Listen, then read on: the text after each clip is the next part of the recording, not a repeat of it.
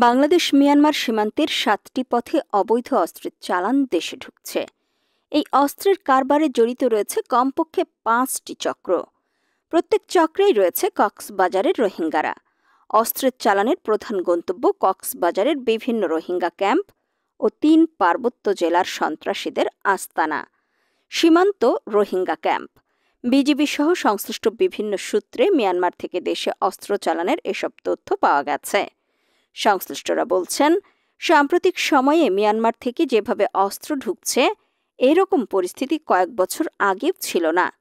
এখন মাদকের সঙ্গেও আনা হচ্ছে অস্ত্র। আবার মানব পাচারকারী চক্রও জড়িয়েছে অস্ত্র কারবারে। সাম্প্রতিক সময়ে মাদক ও মানব পাচারের সঙ্গেও অস্ত্র চোরাচালান আশঙ্কাজনকভাবে বেড়ে গেছে। কক্সবাজারের পুলিশ সুপার মোহাম্মদ সাইফ উদ্দিন শাহিন জানান, গত ৫ অক্টোবর উখিয়ার পালংখালী সীমান্ত থেকে ২টি আগ্নেয়াস্ত্র ও ইয়াবাসহ ৫ জনকে আটক করা হয়েছে। তিনি বলেন, রোহিঙ্গা ক্যাম্পগুলো সীমান্তের কাছাকাছি হওয়ায় পাচারকারী চক্রের জন্য মিয়ানমার থেকে অস্ত্র পাচার সহজ হয়ে উঠেছে।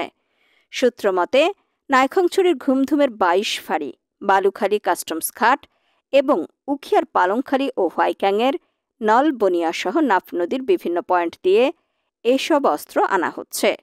অস্ত্র পাচারের সক্রিয় ৫টি চক্রের মধ্যে রয়েছে রোহিঙ্গা ক্যাম্পের ৪টি সশস্ত্র দল, Arakan Rohingya salvation army ARSA, Rohingya solidarity organisation RSO, Nabi Hossain group এবং কেফায়েতুল্লাহ ওরফে আব্দুল হালিমের নেতৃত্বাধীন হালিম গ্রুপ।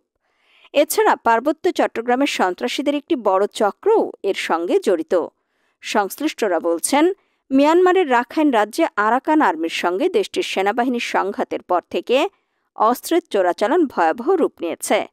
আরাকান আর্মি এবং আরসা ও আরএসওর মতো রোহিঙ্গা সশস্ত্র গোষ্ঠীগুলো মিয়ানমার সীমান্তরক্ষী বাহিনী ও সেনাবাহিনীর ঘাঁটি দখল করে বিপুল পরিমাণ অস্ত্র লুট করে।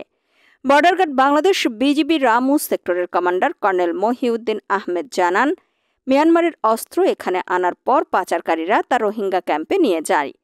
র্যাব ১৫-র অধিনায়ক লেফটেন্যান্ট কর্নেল কামরুল হাসান জানান, গত ১.৫ বছরে তাদের অভিযানে ১,২৭৯টি অস্ত্র উদ্ধার সহ ১৬৩ জন অস্ত্রধারীকে আটক করা হয়েছে।